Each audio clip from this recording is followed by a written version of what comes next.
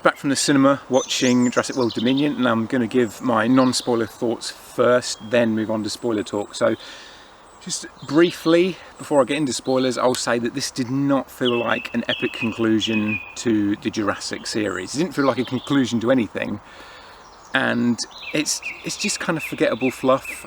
You know, it kept me entertained enough while I was watching it, and I liked it better than Fallen Kingdom, which is my least favourite in the franchise. But it's a movie that you watch, keeps you entertained for a couple of hours, and then you just forget about it. You just leave the cinema and it's gone from your head. So that's just my non-spoiler review of the movie. From this point onwards, I'm going to be getting into spoilers. So if you haven't seen the film yet, turn off and go and watch it if you want to see it.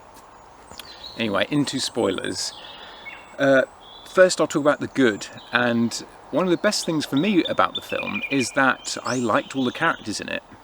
They even brought back characters I didn't like in Fallen Kingdom, and that worried me to start off with, because right from the get-go you see Franklin and that girl from from Fallen Kingdom. I can't remember what her name is now, and I hated those characters in the last movie. Franklin was a whiny, cowardly, silly character. I couldn't stand him.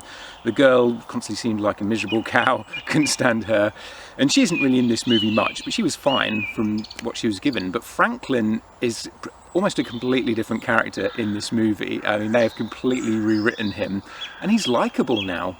He was competent, he was helpful, he just seemed like a regular guy who wanted to help them. So I was impressed that they fixed those character problems. And Maisie as well. I completely understand why they brought her back for this movie, because you always have to have the kiddie sidekick, and it makes sense to bring her back rather than introduce a new kiddie sidekick. And I did like the dynamic between her, Owen and Claire as this little family unit. But I didn't really like her that much in the last film. I don't think anyone did. It's kind of surprising they brought her back, because I don't think anyone really cared for her that much in Fallen Kingdom, or the whole cloned little girl storyline.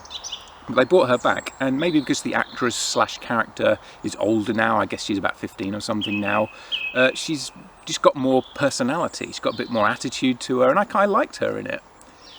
What I didn't like, though, is that they really knuckled down on the cloned girl storyline, but I'll get into that later. But I also really liked the legacy characters in this. It was nice to see legacy characters treated with respect. You know, some franchises now do not treat legacy characters with respect. You know, I'm looking at you, Disney Star Wars. But Alan, Ellie and Ian were all written well, they were acted well, they had charisma and charm when they were on screen, I thought. Ian felt more like Ian in this movie than he did in The Lost World. And I like The Lost World, but Ian just he felt a bit off in that movie, which is understandable after everything he'd been through and his daughter was there he had to look after. But I did like those three in this film as well. And it's really the character stuff that kept me invested, because I enjoyed watching these characters on screen. There's also a lot of cool dinosaur action. You get lots of different species of dinosaur appear in this, and the action kind of stops it from being boring. And they're the two reasons why this is better than Fallen Kingdom, because I hated the characters in Fallen Kingdom, and the last half of that movie, when they get to the manor house, really bored me. But this movie didn't bore me, for the most part, because of all the action, and I did like all the humans in it, except for some of the bad guys are a bit two-dimensional. Also, it was really nice seeing practical effects in this. They seemed to use quite a few practicals, especially with like the Dimetrodon, which was awesome. I've always wanted to see Dimetrodons in these films ever since the Dimetrodon was in the original Jurassic Park toy line, which seemed like a random inclusion. So they're most of my positives. Now we're going to go into the negatives, of which there are many.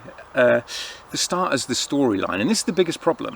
The story it doesn't feel like an epic conclusion. It doesn't feel like we've built to this. It just seems like a random new story that's been introduced, and it revolves around locusts. Like the marketing for this film, you watch the trailer and you see Ian Malcolm talking about, oh, you know, we're heading towards disaster and the doomsday clock's ticking, and you see these characters reacting to things, and oh my god, you know, and you would think that they're referring to the dinosaurs, the fact that dinosaurs have spread across the earth and that's causing an ecological humanitarian disaster, because it would. And that's where this franchise needs to go. I mean, it's called Jurassic World, so I thought it was building up to a Jurassic World, and that would be the climax, that we see dinosaurs have spread across the earth and how that would completely and utterly change our way of life if there were dinosaurs. You know, it would be an ecological disaster, as well as the impact on our society. That's what I wanted to see, because it's Jurassic World. But no, actually, pretty much everything that the characters are referring to in the trailers is locusts. It's not dinosaurs, it's locusts.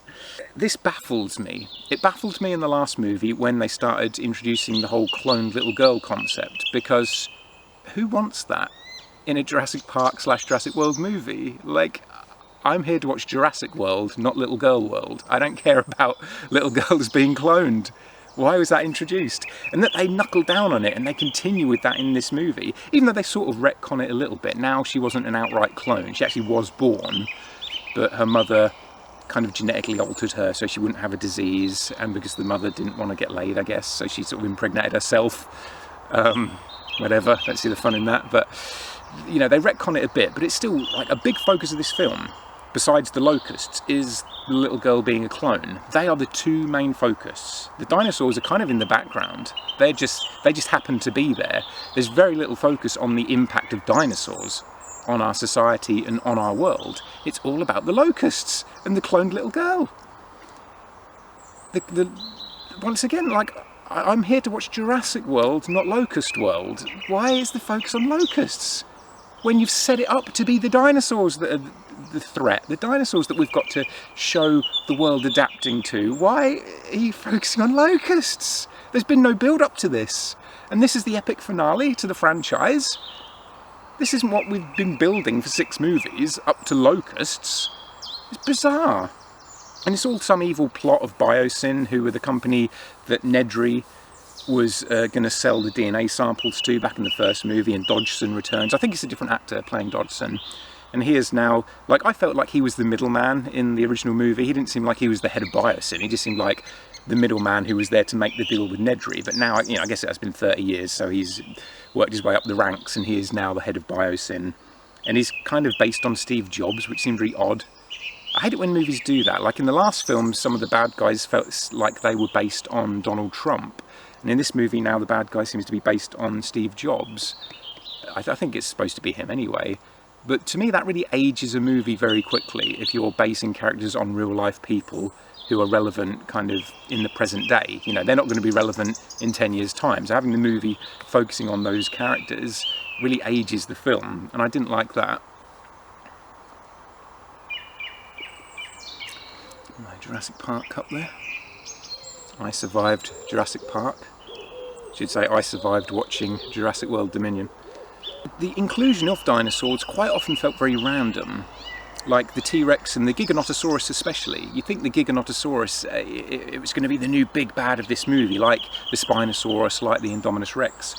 But it's not relevant whatsoever. It's just a dinosaur that kind of appears out of nowhere when it's needed to chase the characters and then fight with the T-Rex.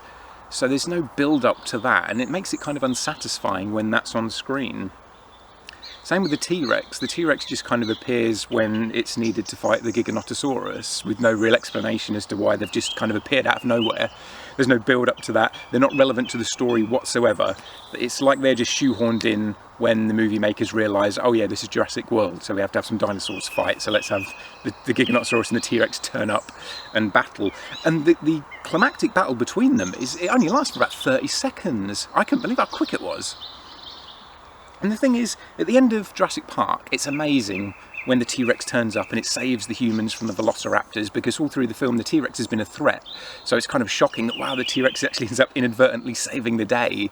And it's just a really triumphant scene. And in Jurassic World, when the T-Rex and Blue kind of team up against the Indominus Rex, it doesn't just randomly happen. They don't just happen to all be there at the same time. Like, the T-Rex is deliberately lured there by Claire to fight the Indominus, and Blue has been trained by Owen, so there's that relationship there. So they build up to all those dinosaurs coming together.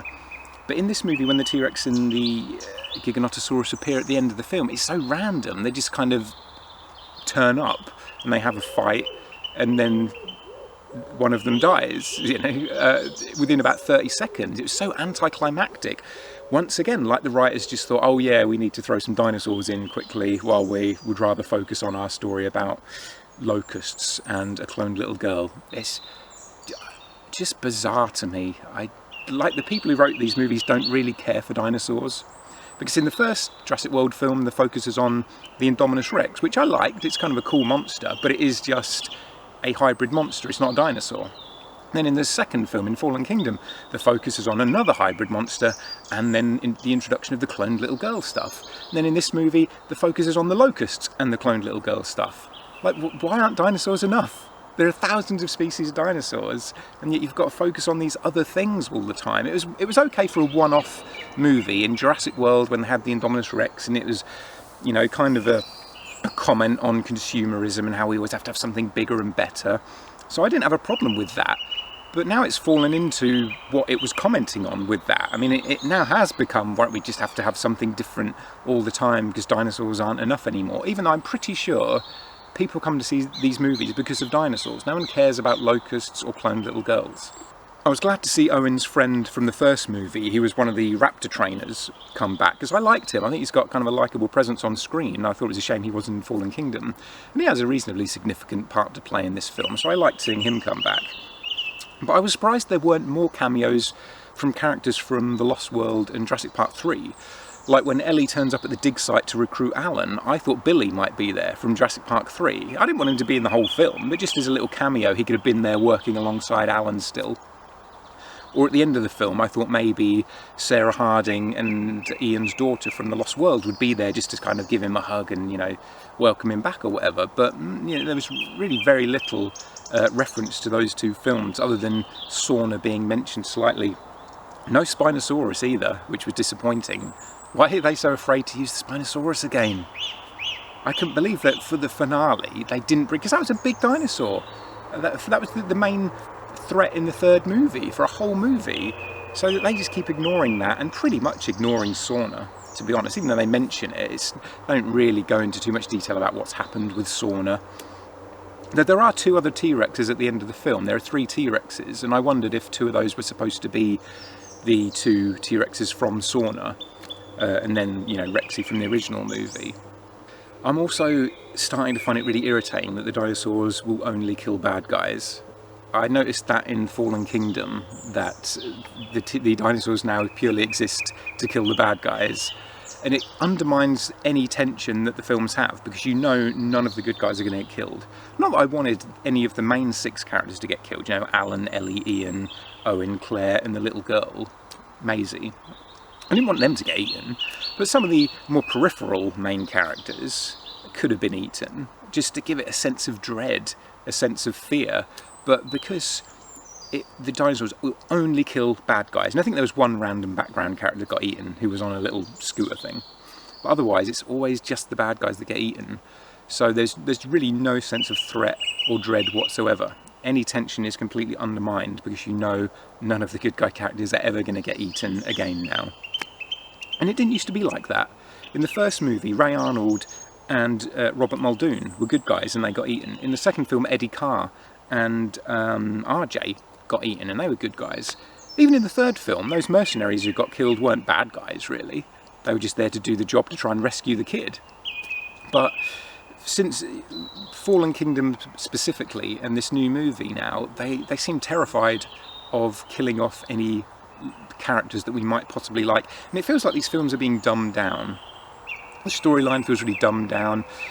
Focusing on this cloned little girl rather than the dinosaurs, I feel like it's because they don't think we're going to empathise with dinosaurs, so they have to kind of try and hammer it home. Oh, look, a little girl got genetically altered, and that shows the evils of genetic engineering and all this. Well, like, we get it. That was the message back in the first movie 30 years ago. You don't need to introduce a cloned little girl for us to understand that, to hammer us over the head with it.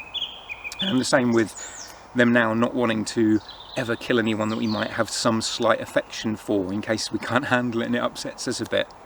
It's really dumbing down the movies, and it makes it feel more like a product that's just there to tick boxes to try and please an audience. It doesn't feel like they had any real plans for the trilogy. It feels like they've just made it up as they went along, because we haven't built to anything really that happens in this movie.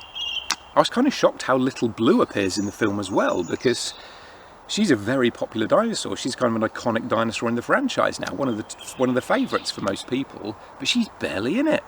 She's in it at the start when her baby gets abducted, and then she's in it at the end when Owen brings her baby back and they run off into the forestry together. Otherwise, she doesn't do anything. She's not in the film.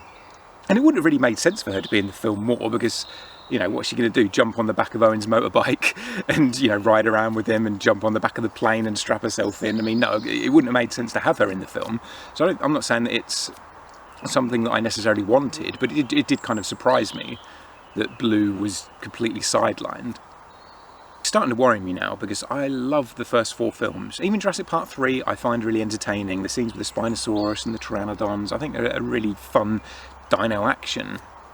But Fallen Kingdom and now this one, even though I like Dominion more than Fallen Kingdom, I was at least entertained enough by this one and liked the characters.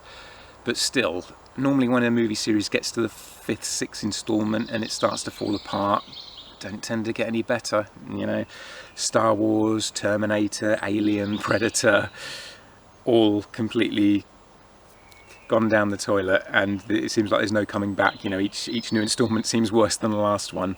And I don't want Jurassic Park to go that way, because I love this series. It's the only movie series where I've seen every instalment in the cinema. Jurassic Park was the first movie I ever saw in the cinema.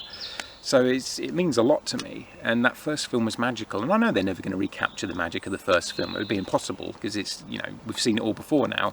But you could at least make an interesting story to develop this franchise and keep the story going. It was good to see the Dilophosaurus back. I was worried initially, because the first scene with the Dilophosaurus, it's about to attack Claire, and then Owen comes in and just kind of kicks it away, and that's that. And I thought, what a waste, if that's all you're going to do with the Dilophosaurus after all these movies to finally reintroduce it. But they did come back again at the end to kill the bad guy, to kind of mirror how they killed Nedry in the first movie.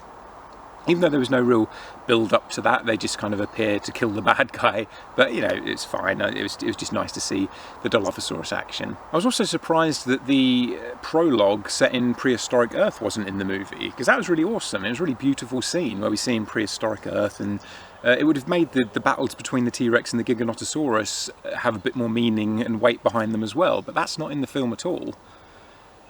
I actually feel like that prologue and Battle at Big Rock make for a more entertaining time than this movie did. You know, at least that's focusing on the dinosaurs, you know, in prehistoric Earth and in present day, and how they affect present day humanity, rather than the locusts and the cloned little girl. But anyway, let me know what you think. If you loved the movie, tell me why. You know, maybe there's stuff that I missed. So it'd be interesting to hear from people who did really enjoy it and their reasons why. If you didn't like the movie, let me know why you didn't like it, and if you agree with me. Thanks for watching, and I'll catch you again next time.